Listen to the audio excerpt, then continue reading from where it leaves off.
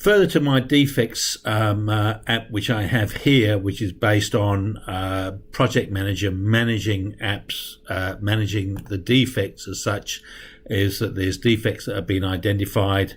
They identify who's going to have to do that. When it's repaired, they can actually turn a switch, and that actually updates the fix from no to yes. When that happens, that can trigger an email that goes through to the project manager, and it can also go through to that company's project manager who's working on that particular job to say that that activity has been done. If there was a note in there, that note could also be sent with that email as well. The next part of the idea is when something has actually been done, what do we do once it's been completed? And what the idea was, we can push that from the sheet, which is the sheet for issues, and then we can say that issue, if we go back to there, pardon me, has been fixed. So it's changed from false to true, and when it changes to true, we can run a script through here, and it pushes it onto another sheet. So it's been pushed onto a sheet called fixed at this point in time here, and so therefore whoever approved those whoever instructed for those repairs to actually take place, which might be the architect who say, oh, these things are broken, please repair them, or whatever, or they're not up to what the standard is supposed to be, as a defects list, they would then be given the information so that they could go and inspect it to see whether they approve it. So what I did was another app, which was a defects, and it was based on designers. So I ended up creating another table in here called designers. So the designers are the people who actually instruct the work to be done. So they'll send through an instruction saying these things need to be fixed. They send it through to the project manager. The project manager takes their instructions, and here's an issue that I actually have. You'd most probably need two instructions. You'd need one from the architect or the engineer, their instruction number, and you'd need the project manager's instructions that he gives to the particular sub-trade that's doing some work. Like he might instruct and it also has the people, the designers. I've got a pull down list here so you can choose which designer actually instructed that part of the work to actually take place.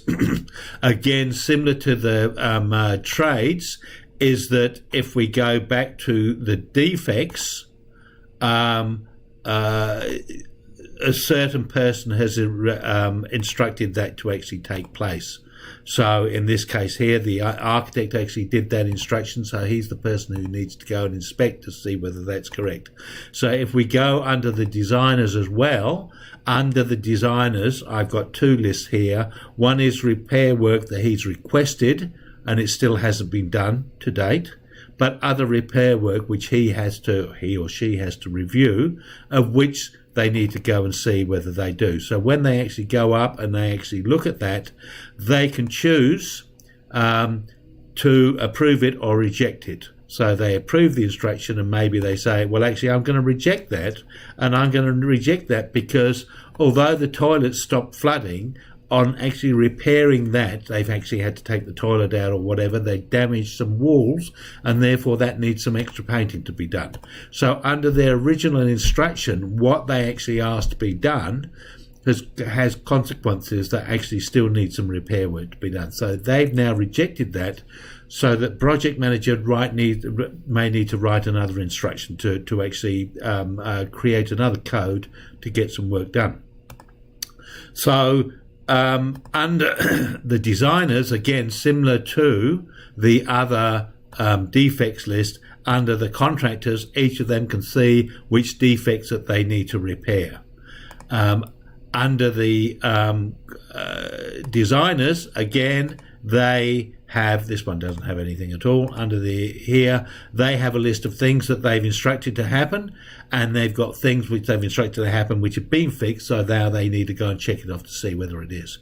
So it's a similar process on both sides. Now, what I've done in the app on the front page is that basically I've added columns so that the trades and the issues and approvals were all there initially. I've now added the fixes and the designers, so I'm using the same interface, except I've got one for the design app and I've got one for the to-do app.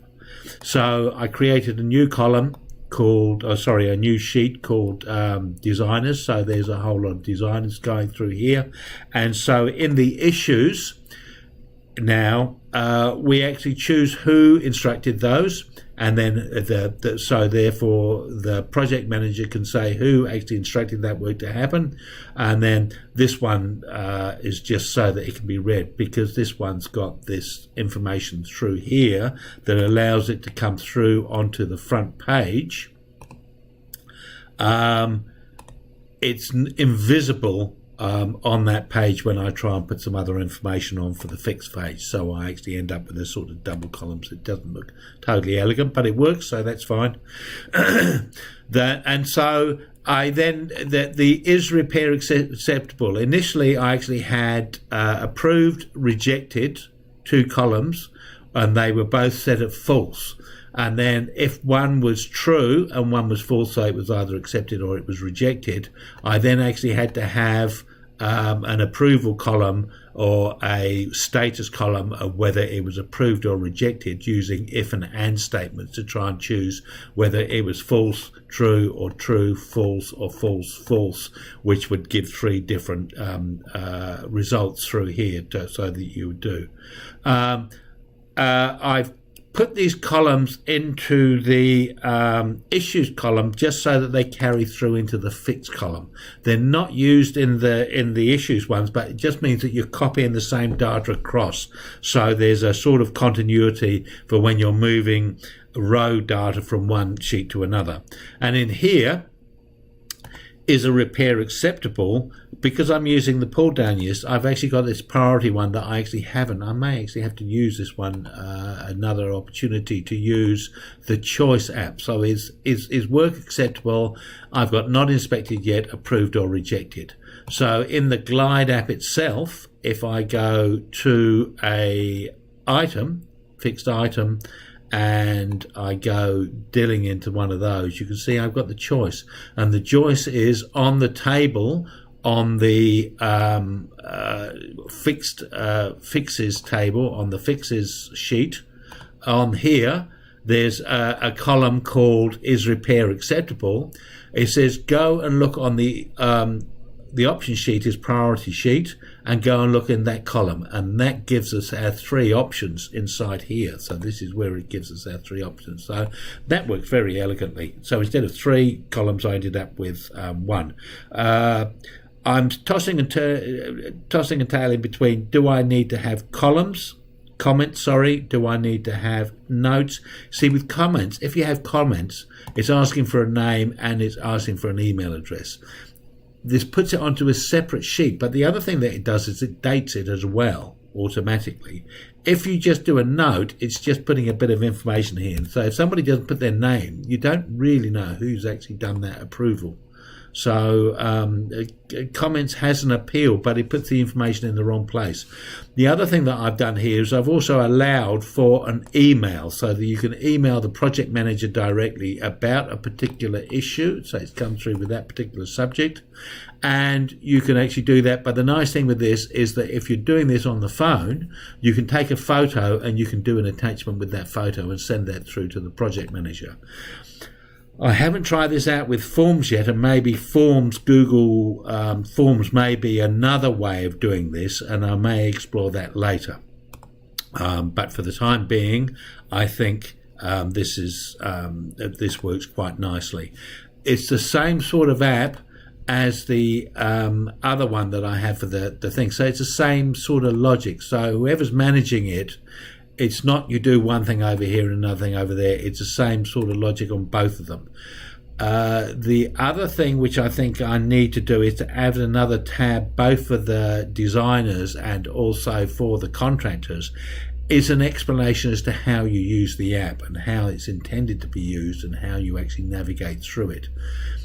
With that sheet on that explanation, it might also be a good idea to actually embed a couple of videos and maybe even just a little audio file or something like that. So those are ways of enhancing this particular app going forward. The one thing that I did find at the end is basically the issues. I would need 2 columns. I would need the designer's instruction and I would need the project manager's instruction, because the designer's instruction may be an overarching vague one, go and fix a certain thing, and the project manager's needs to be specific for each sub-trade, so that one designer's one, so this may be an architectural one, or it might be a building services, or it might be a plumbing one, plumbing designer's one, they may have the one instruction, but that could have implications of that. And in fact, this is an interesting one of going back and looking at this particular event here, the fixes of the 2 items. If you go through, and we've actually said we've rejected this because on repairing it's caused consequences to another trade. So that will actually require, initially I was suddenly thinking, well, if we reject it, we just push it back to the issues column. So if we've done fixed and we've said the designer said no, we've rejected it, we just take this whole column and we push it back into the issues column. But I don't think that's correct either, because the consequence of that rejection may mean a different instruction to a different subtrade to get that work done. And that's a project manager one. Although it's not been accepted under the overarching designer's instruction, it may have been correctly done by the project manager's one. And the thing with recording all of those different codes is that maybe there's got to be some cross billing. The people who are painting said that they were going to paint a wall. They painted the wall once. The carpenters had to go and rip off the lining and repair something internally inside the framing. Maybe they didn't put the block in where it needed to do for a disabled handrail, and so they had to reline it again, so the painter had to come through. Now, the painter's done his job, but he's quoted for a certain amount of work. This is extra work that he's claiming for, and it's consequence to the carpenter not doing his work correctly. So that may be then billed by the project manager to the carpenter for the painter's extra work and possibly the plasterer's extra work. So I need 2 numbers here. I need the designer's instruction and I need the project manager's instruction. So those are other little features that suddenly pop up. I'm trying to make this app as simple but also realistic, so it's actually an operational one. The other philosophical sort of idea that I actually had was, when there was an issue, I was thinking that the trade, when they fix it, they can have an explanation of what they did, and because that information went both to the project manager and also to their own company, that could actually help with some of the billings, that they could say how many hours that they spent on it, or they could actually say the consequences why something was needed to be repaired because the screws were too short, so they just replaced with some extra screws. There might be a replacement fee to they need more long screws or something like that, so that's something that they need to give the company. There was an idea that I'd have a separate note that they could speak to the designers or issues for the designers, but that would be up to the project managers to do. So in the end, I just decided keep it simple at this point in time, only have a single note for these people to report back. So if they have a defect and they've done something and they've repaired something here and they want to write something about it, there's only the one note. They just write whatever they need to do in one place. Again, whether a note or whether a comments is good. The only problem with the comments is how I can find that on a different sheet and bring it back into the sheet where it's relevant. So I haven't resolved that particular idea yet.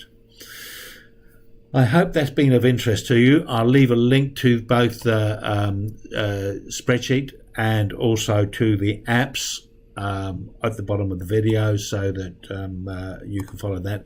I'm very pleased about being able to use the choice tool that GlideApps have now given us.